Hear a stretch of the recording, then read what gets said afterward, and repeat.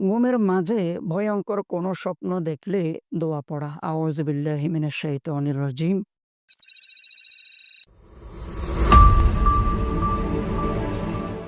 আসসালামু আলাইকুম ওরহমতুল্লাহি ওবরকাতুহ। ইন্নাল হামদালিল্লাহ ওয়াসসালাতু ওয়াসসালামু আলা মান লা নাবিয়্যা বা'দা আম্মা বাদ। সুপ্রিয় দর্শক, মানাহিল টিভির পক্ষ থেকে আপনাদেরকে স্বাগতম। আজকে আমাদের সাথে অতিথি হিসেবে রয়েছেন জামিয়া বাইতুল করিম মসজিদের সম্মানিত খতিব মুফতি ইব্রাহিম আনোয়ারি বারাকাল্লাহু ফি হায়াতি। আমরা জানি যে মানুষের ঘুম অবশ্যই যেতে হয়, যে বিজ্ঞানের আলোকেও শরিয়ার আলোকেও যে স্বাভাবিকভাবে ৬ ঘন্টা বা কেউ যদি বিশেষ প্রয়োজন হয় ২ ঘন্টা ৪ ঘন্টা অথবা আরও বেশি প্রয়োজন হলে ৮ ঘন্টা ঘুমানোর কথা বিজ্ঞান যেমন বলে, কোরআনও বলে। কোরআন আল্লাহ রাব্বুল আলামিন বলেছেন, কুমিল লাইলা ইল্লা কলিলা। নবী, আপনি জাগ্রত থাকবেন কিন্তু কম সময় আপনি ঘুমাবেন। কম সময়ের পরিমাণ কি তা আল্লাহ পাক বলে দিয়েছেন, নিসফাহু, অর্থাৎ অর্ধরাত আপনি ঘুমাবেন, ৬ ঘন্টা ঘুমাবেন। আউইন কুসমিনহু, অথবা বিশেষ প্রয়োজন হলে আর ২ ঘন্টা কমায়া ৪ ঘন্টা ঘুমান। আউজিদা আলাইহি, অথবা একটু বাড়িয়ে ঘুমান, ৮ ঘন্টা ঘুমান। তো যাই হোক, ঘুমানোর ব্যাপারে মহানবী সাল্লাল্লাহু আলাইহি ওয়াসাল্লাম আমাদেরকে সুন্দর নির্দেশনা দিয়েছেন যাতে আমাদের ঘুমও ইবাদতে পরিণত হয়। তো আজকে আমরা অতিথির কাছে জানতে চাইব যে ঘুমানোর ব্যাপারে রসুলের সুন্নাহ এবং আদাব কি? প্লিজ। আসসালামু আলাইকুম রহমতুল্লাহি বারাকাতুহ। নাহমাদুহু ওয়া নুসাল্লি আলা রাসূলিহিল কারীম, আম্মা বাদ।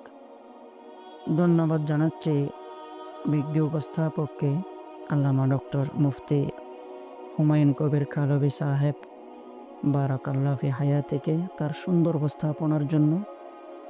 খুব সুন্দর একটি প্রশ্ন করেছেন। মানাহিল টিভিকে ধন্যবাদ এরকম একটি বিষয়ের আমলের বিষয়গুলোর ব্যবস্থা করার জন্যে। তো রসুল করিম সাল্লাল্লাহু আলাইহি ওয়াসাল্লাম কীভাবে ঘুমাতেন, আমরা যদি রসুল সাল্লাল্লাহু আলাইহি ওয়াসাল্লামের জীবন পর্যালোচনা করি, বিশেষ করে তিনি কিভাবে ঘুমাতেন তা পর্যালোচনা করলে দেখতে পাই তিনি তাড়াতাড়ি ঘুমাতেন, দেরি করতেন না। রাতের বেলায় খুব তাড়াতাড়ি ঘুমাতেন, এটি তার সুন্নত। এবং অজু করে ঘুমাতেন। অজু করে ঘুমানো এটি সুন্নত, যাতে সারা রাত যে ঘুম হয় ওই ঘুমের সময়টা ইবাদতের সওয়াব পাওয়া যায়। তাই অজু করে ঘুমানো এটি রসুল করিম সাল্লাল্লাহু আলাইহি সাল্লামের সুন্নত। ঘুমানোর পূর্বে বিসমিল্লাহ বলে দরজা বন্ধ করা, এটিও সুন্নত। এবং বিসমিল্লাহ বলে খাবারের পাত্র, পানির পাত্রগুলো ঢেকে রাখা, এটিও রসুলের একটি সুন্নত। তারপরে বিসমিল্লাহ পড়ে বিছানা ঝেড়ে ফেলা, এটিও সুন্নত, যাতে কোনো বিষাক্ত পোকামাকড় বিছানায় না থাকে। এই জন্য রসুল করিম সাল্লাল্লাহু আলাইহি ওয়াসাল্লাম ঘুমের পূর্বে বিছানা ঝাড়তেন এবং উম্মতদেরকেও এই শিক্ষা দিয়েছেন। ঘুমের দোয়া পড়া, রসুল করিম সাল্লাল্লাহু আলাইহি ওয়াসাল্লাম ঘুমের দোয়া আমাদেরকে শিখিয়ে দিয়েছেন। আল্লাহুম্মা বিইসমিকা আমুতু ওয়া আহইয়া। ডান কাত হয়ে ঘুমানো সুন্নত। মাথা উত্তরে, পা দক্ষিণে, ডান কাত হয়ে যখন শুইব তখন চেহারাটা কেবলামুখী হয়। সম্ভব হলে এই অবস্থায় ঘুমানো, এই অবস্থায় ঘুমানো এটি ঘুমের অন্যতম একটি সুন্নত। তাসবিহ পাঠ করে ঘুমানো, অর্থাৎ ৩৩ বার সুবহানাল্লাহ, ৩৩ বার আলহামদুলিল্লাহ, ৩৪ বার আল্লাহু আকবার, এই তাসবিহ পাঠ করে ঘুমাতে পারলে ভালো। তারপরে সূরা ফালাক, সূরা ইখলাস, সূরা নাস, সূরা কাফিরুন, আয়াতুল কুরসি, সূরা ফাতিহা, আমানার রসুল ইত্যাদি সূরা আছে। সম্ভব হলে সূরাতুল মুলুক তেলাওয়াত করে ঘুমানো সুন্নত। এই সূরাগুলো তেলাওয়াত করব, ফজিলতপূর্ণ আয়াতগুলো তেলাওয়াত করব ঘুমানোর পূর্বে। তারপরে ওসিয়ত করে ঘুমানো, জরুরি কোনো কথা থাকলে কাউকে ওসিয়ত করে ঘুমানো সুন্নত। কারণ আন-নওমু আখুল মউত, ঘুম হচ্ছে মৃত্যুর ভাই। তাই ওসিয়ত করে ঘুমানো সুন্নত। হয়তো এটাই জীবনের সর্বশেষ ঘুম, এই ঘুম থেকে আর জাগ্রত নাও হতে পারে, এই ঘুমের মধ্যে মরণ চলে আসতে পারে। তাই ওসিয়ত করে ঘুমানো এটি সুন্নত।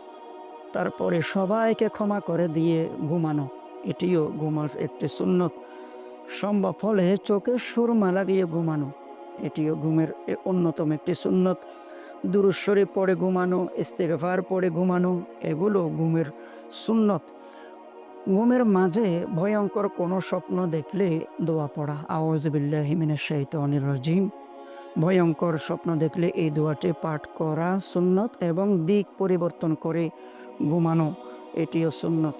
তারপরে ঘুম থেকে উঠে দোয়া পড়া, আলহামদুলিল্লাহিল্লাযী আহইয়ানা বা'দা মা আমাতানা ওয়া ইলাইহিন নুশুর। এই দোয়াটি যদি নাও পারি, কমপক্ষে আলহামদুলিল্লাহ পাঠ করা, যে আল্লাহ আমাদেরকে ঘুম থেকে আবার জীবিত করেছেন, প্রায় মৃত্যুর পর্যায়ে পৌঁছে গিয়েছিলাম, সেখান থেকে আল্লাহ তাআলা আবার জীবন দান করেছেন। তাই কমপক্ষে আলহামদুলিল্লাহ বলা, দোয়াটি যদি পারি পরিপূর্ণ পাঠ করব।